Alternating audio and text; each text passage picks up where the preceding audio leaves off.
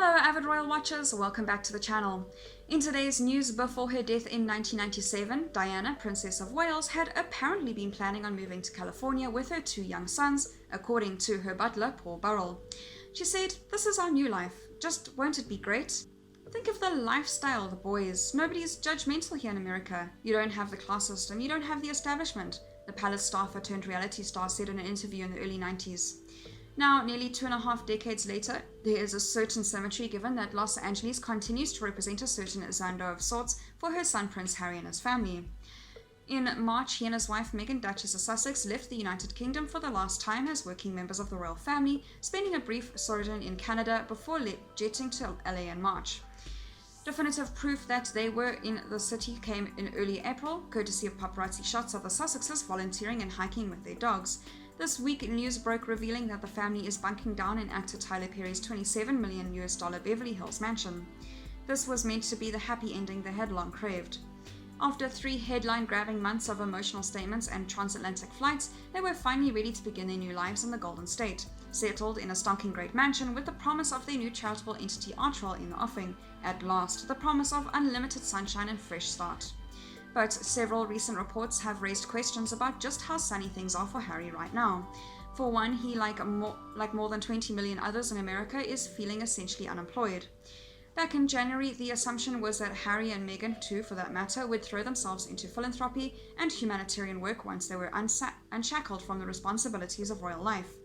Then, COVID-19 reared its malicious head and rampaged across the world, dramatically changing the global landscape.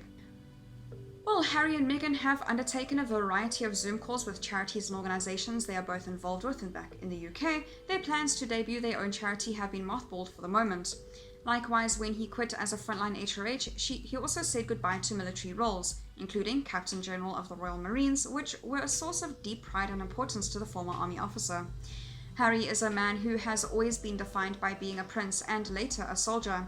Today, while he still may technically be a prince, he is no longer able to style himself as an HRH, nor does he represent the Queen officially. Gone too are his official ties to the armed services. In a matter of only months, Harry has lost the 2 key pillars of his identity, and that must surely come at a high personal cost. No wonder, as several recent reports have suggested, he is seemingly feeling somewhat rudderless and lost.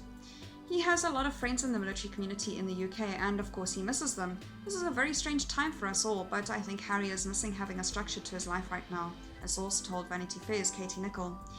He doesn't have friends in LA like Meghan, and he doesn't have a job, so at the moment he's a bit rudderless, but it won't always be like that, and he knows that. The seismic shift in Harry's life, especially the severing of his official ties to the military, seems to be weighing on the 35-year-old royal. Only last month, a well-placed source told The Telegraph that Harry has told friends he is really missing the army as well as his military appointments. He misses the camaraderie of being in the forces. He has been telling friends that he still can't believe this happened. He can't believe his life has been turned upside down. I don't think he foresaw things turning out quite as they did. The source added, "Of course he doesn't blame Meghan. There's just a sense that he might have been better protected if he was still in the army. Even Harry himself, speaking broadly in a video put out to the mark that should have been an opening day of the Invictus Games in The Hague on May 9th, said, 'Life has changed dramatically.' While billions across the globe are now dealing with a markedly different reality, Harry has had to endure something of a 1-2 punch. First, leaving his family, military friends, and home country, and then secondly, with the onset of COVID-19, having to drastically reassess the assumptions about his professional future. For any person, royal or not, saying goodbye to his emotional support base and starting afresh in a new country would be challenging, if not bloody hard. Throw in the intense public and media scrutiny and the ever-present lurking lenses of the paparazzi, and having your vision of a shiny money-making future quashed temporarily at least, and you have a truly unpleasant scenario. The picture that is emerging is that the chasm between his London life and his LA existence is far greater than he had expected, a situation which has most likely only been exacerbated by COVID-19. When Diana envisaged her life in California, she saw a city of opportunity and a clean slate to rebuild her life the way she wanted, outside of the jurisdiction of the royal family. Harry and Meghan might have gotten that glorious clean slate, but the question is the grass that much greener in Los Angeles? That's all for today's news. Thank you very much for watching. I'll see you next video.